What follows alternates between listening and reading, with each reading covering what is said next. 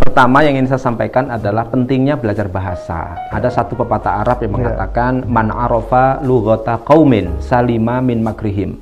Barang siapa yang mengetahui bahasa sebuah kaum, komunitas, maka dia akan selamat dari tipu daya mereka.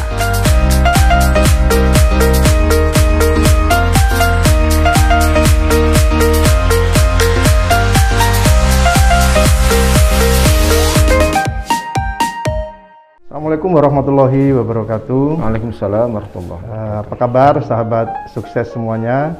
Alhamdulillahirrahmanirrahim. Semoga kita semua tetap diberikan kesehatan, kesejahteraan pada hari ini. Hari ini hari yang istimewa bagi kita semua.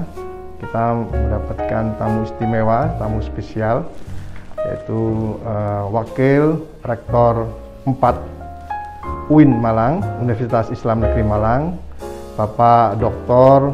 Uril Baharudin MA. Assalamualaikum Ustaz. Waalaikumsalam warahmatullahi wabarakatuh. Karena ini sudah physical distancing, Ustaz. Kita lepas saja ya. Oh iya. Apa ini? Ya, supaya lebih kenal.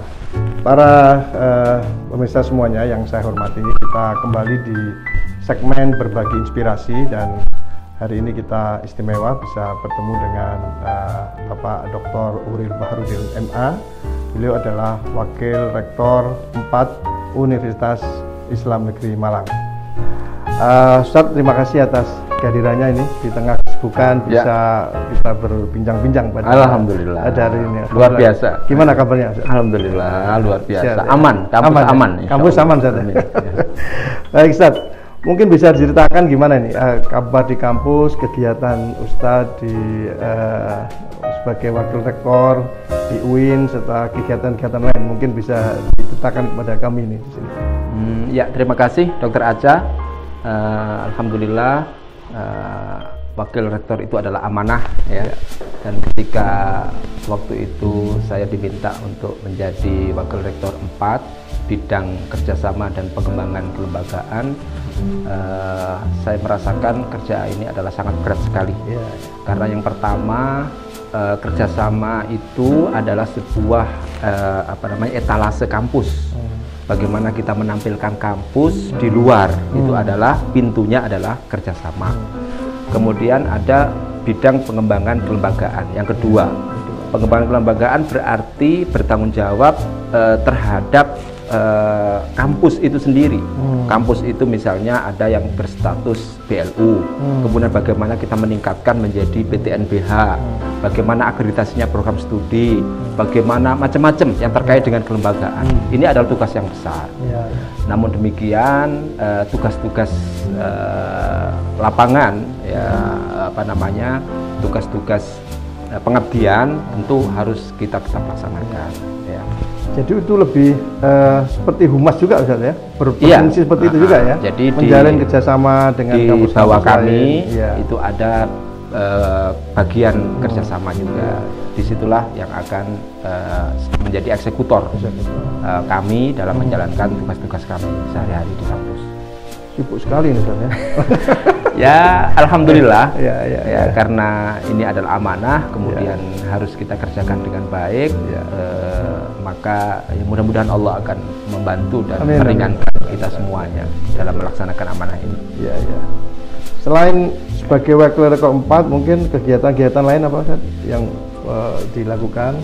Ya, tadi saya sampaikan aktivitas yang inti ya sebagai seorang muslim, tentunya kita harus berperan untuk menebarkan kebaikan kepada sesama. Nah, ini yang utama sesungguhnya. Atau mungkin bahasa lain ya aktivitas dakwah lah di masyarakat. Dakwah itu artinya menebarkan kebaikan. Bagaimana masyarakat itu merasa mereka menikmati Islam, gitu kan? Selama ini kan ya Islam itu banyak yang mempersepsikan macam-macam, gitu kan? Mempersepsikan macam-macam, gitu kan? Sehingga kita perlu menampilkan Islam ini dengan tampilan yang bagus, begitu, sesuai dengan hakikat Islam itu sendiri di masyarakat. Luar biasa. Nah, itulah yang saya secara pribadi bersama teman-teman mencoba untuk melakukan itu. Cocok dengan semangat UIN, ya. Betul. Universitas Islam Negeri Malang. Ini kan masih era pandemi, kan? kasus makin banyak ya, tidak berkurang ya, betul, malah ya. banyak. Kira-kira perkuliahan di UIN bagaimana ini? Ya, jadi sebagaimana arahan dari pemerintah, kita kan bagian dari lembaga pemerintah yang harus taat dengan aturan yang ada. Untuk semester ganjil tahun 2020-2021 ini resmi kita berlakukan perkuliahan secara daring. Jadi tidak ada pertemuan di kelas ya. Kemudian UIN Malang yang memiliki ciri khas tahun pertama diasramakan, tahun ini juga tidak ada asrama. Oh, tahun pertama semua jurusan, semua mahasiswa harus asrama ya? Harus berasrama. Ada banyak hal yang bisa dimanfaatkan ya dengan model begitu. Yang pertama adalah latihan bahasa, baik bahasa Arab atau bahasa Inggris.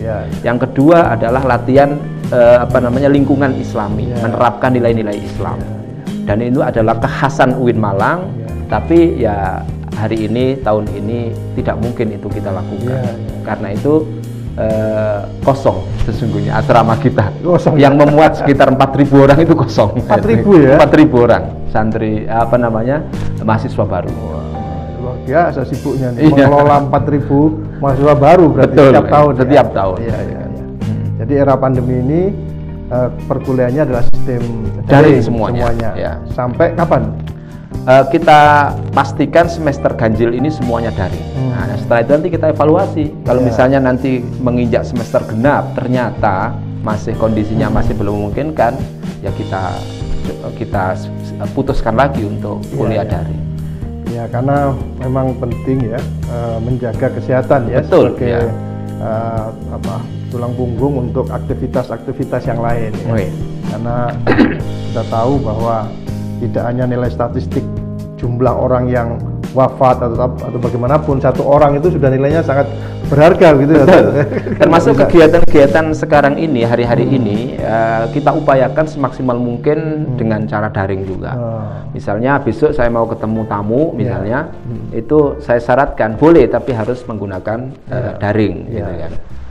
Mungkin ada beberapa kegiatan yang bersifat luring begitu, bisa face to face, tapi kita tetap harus menjaga protokol kesehatan yang ketat. Ya. Saya dengar Ustaz Iril ini kan sering keluar negeri nih, mendampingi acara-acara. Berarti ini sekarang off nih ya? Iya. Ya, kalau pas kapan lagi di Turki, lagi di Saudi, lagi di mana gitu ya, di Timur Tengah atau di Eropa gitu. Itu aktivitas UIN juga ya? Banyak jadi aktivitas kerjasama ya, UIN dengan berbagai lembaga di luar negeri, dan tentunya beberapa lembaga mengharuskan kita untuk ke sana gitu kan. Karena itulah kemudian kita harus laksanakan itu. Tapi ya sejak pandemi ini ya off ya. Off semua ya. Semua kita lakukan daring. Kita mengadakan juga seminar internasional. Pembicaranya dari Mesir, dari Saudi, dari mana-mana. Tapi ya ketemu dalam udara.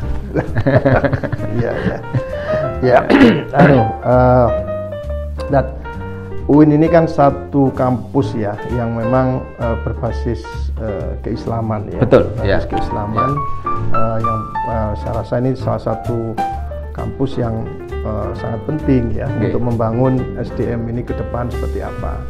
Kira-kira membangun SDM unggul dalam perspektif UIN ya, kampus Islam dalam kacamata Islam bagaimana ini? Jadi UIN Malang punya visi ya, punya visi ya. Visinya itu adalah integrasi. Jadi mengintegrasikan nilai-nilai keislaman dengan ilmu pengetahuan secara umum. Ya, Islam dan sains lah kalau bahasa yang lainnya itu.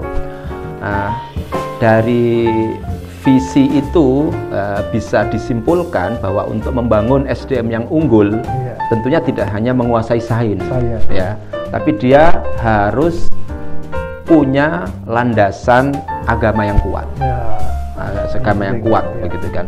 Karena itu UIN ya, kemudian seluruh mahasiswa yang belajar di jurusan apapun, meskipun itu jurusan teknik atau jurusan kedokteran misalnya, tetap mereka harus belajar agama dan porsinya besar. Nah itu, yang pertama adalah Al-Quran. Ya, ada kewajiban tertentu. Mahasiswa UIN harus hafal Al-Qur'an berapa juz begitu. Semua jurusan. Semua jurusan. Ya. Ya. Di samping itu juga pengembangan bahasa. Bahasa yang untuk mendalami agama adalah bahasa Arab. Itu juga punya porsi yang sangat besar sekali. Kemudian di samping itu kajian-kajian keislaman itu juga dikembangkan di sana dan punya porsi yang sangat besar juga. Nah, ini menjadi basic mereka. Menjadi basic mereka, semua mahasiswa jurusan apapun harus melakukan pendalaman dari sisi itu. Itu semester berapa biasanya? Atau terus sampai utamanya semester 1 dan 2. Utamanya semester 1 dan 2. Kemudian setelah itu, setelah basicnya kuat, Qur'annya kuat, hadisnya kuat, bahasa Arabnya kuat, bahasa Inggrisnya kuat, tentunya nilai-nilai kenasionalan ya, Pancasila dan lain sebagainya, itu sudah kuat, maka kemudian mereka baru mengembangkan ya sainnya itu, ilmu pengetahuannya itu. Mereka mengembangkan di jurusan misalnya MIPA atau jurusan kedokteran, jurusan apa, dan semuanya itu harapannya diwarnai ya dengan nilai-nilai dasar Islam yang sudah dibangun tadi itu. Itu. Saya rasa ini bisa menginspirasi jurusan yang lain, artinya tidak hanya UIN mungkin ya. Betul. Bahwa semua jurusan yang sebagai seorang muslim tentu harus belajar keislaman dengan baik ya, sebelum beriringan dan sinergi dengan belajar ilmu-ilmu sains dan teknologi. Betul. Jadi dua-duanya ini harus dipelajari begitu ya, tidak bisa satu gitu ya. Ibaratnya sayap burung itu ada yang belajar sayap keislaman, ada sayap ilmu pengetahuan teknologi. Begitu kira-kira. Dan dua-duanya harus dipelajari.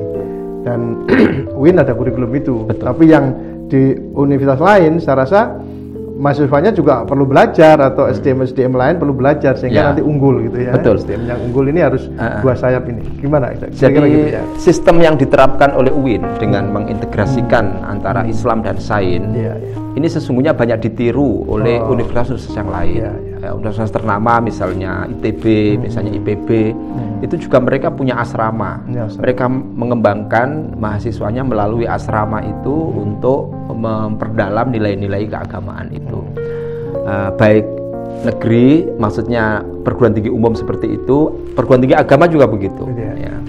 Sehingga memang ini adalah pilot project yang kira-kira dirasa sukses lah oleh banyak orang itu, sehingga di Kementerian Agama sendiri itu salah satu item atau salah satu lembaga yang harus ada di setiap perguruan tinggi agama itu adalah asrama tadi itu, atau istilahnya dalam Kementerian Agama namanya Ma'had Al-Jami'ah. Jadi asrama yang dengan sistem membangun karakter itu ya. Membangun karakter. Baik karakter keislaman, karakter nasionalismenya dibangun di situ ya, dengan semua ya. Ya. Dan ini bisa juga ditiru oleh yang lain ya. Oleh siapapun ya. Makanya tadi kan untuk supaya seimbang lah kehidupan. Ada keseimbangan, tawazun. Seimbang. Kalau enggak nanti dompleng gini bahaya. Bahaya. Baik, luar biasa Ustaz yang diterangkan tadi. Saya kalau dari uraian tadi Ustaz mengatakan bahwa UIN ini juga concern terhadap pengembangan bahasa, khususnya bahasa Arab. Betul. Ya. Nah, ini terus terang kalau mendengar bahasa Arab ini pusing.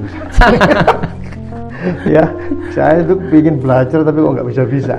Nah, ini padahal ini penting ya. Selain bahasa Inggris, kita juga sebagai seorang Muslim misalnya ya itu perlu juga belajar bahasa Arab, bahkan sekarang bahasa yang lain, bahasa Tionghoa dan sebagainya.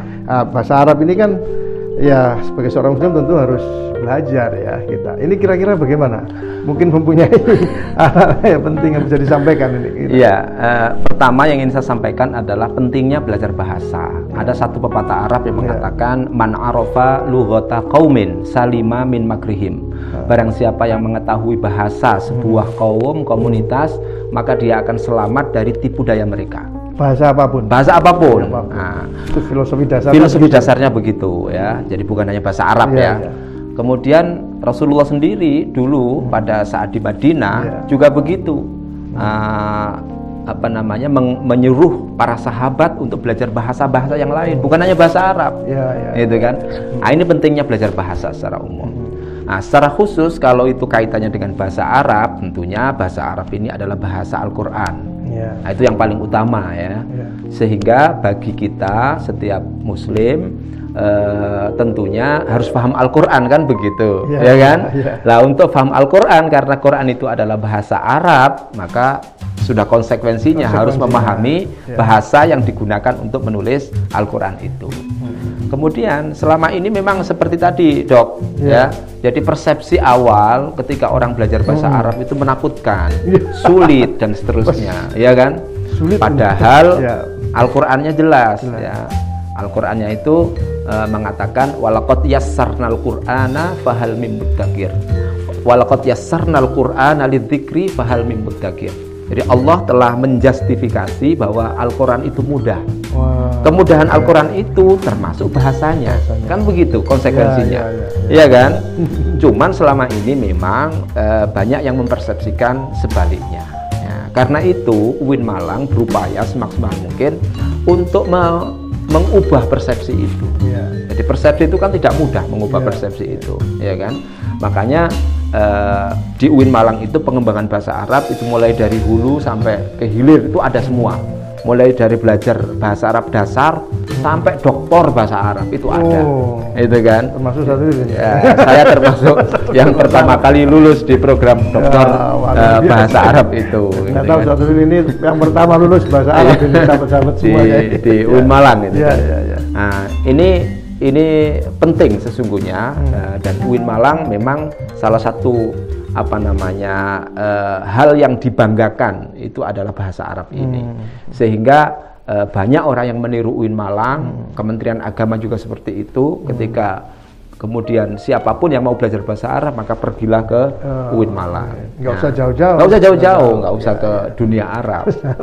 Tapi sesungguhnya kami punya PR juga gitu kan. Kami yang dianggap excellent di dalam pembelajaran bahasa Arab tentunya harus punya sistem pembelajaran bahasa Arab yang bagus, utamanya di era sekarang ini, di era COVID, di era belajar jarak jauh, era 4.0, era digital, digital itu kan.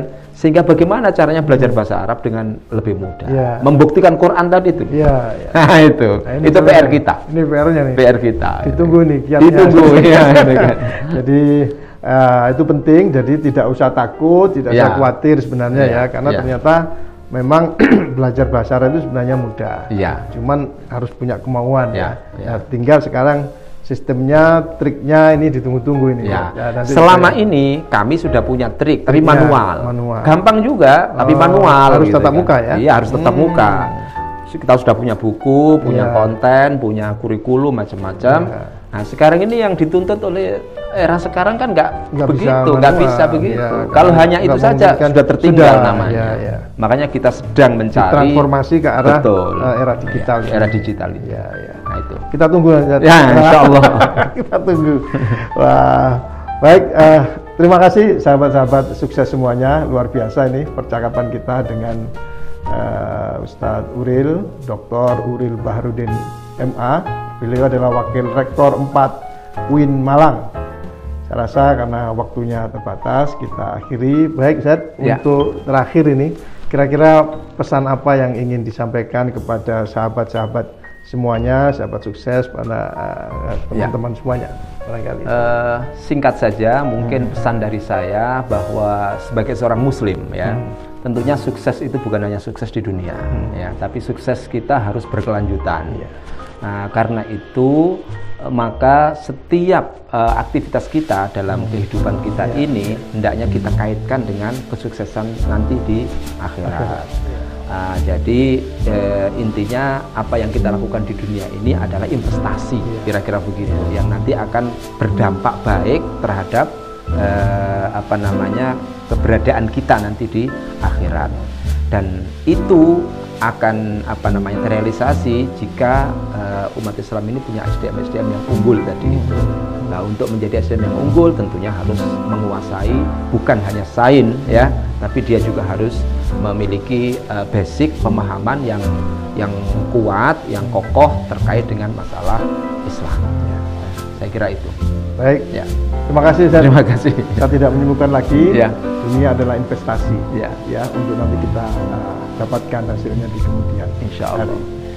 Terima kasih Ustaz sekali lagi atas waktunya. Sehat selalu. Amin. Ya. Amin. Amin. Jaga kesehatan. Amin. Ya. Karena sibuk sekali dan ini penting supaya kita semua bisa lebih bermanfaat untuk orang lain. Demikian sahabat-sahabat sekalian, bincang-bincang kita dengan Ustadz Dr. Uril Bahrudin MA, Wakil Rektor 4 UIN Malang. Terima kasih atas perhatiannya. Kita akan ketemu di video selanjutnya. Assalamualaikum warahmatullahi wabarakatuh. Waalaikumsalam.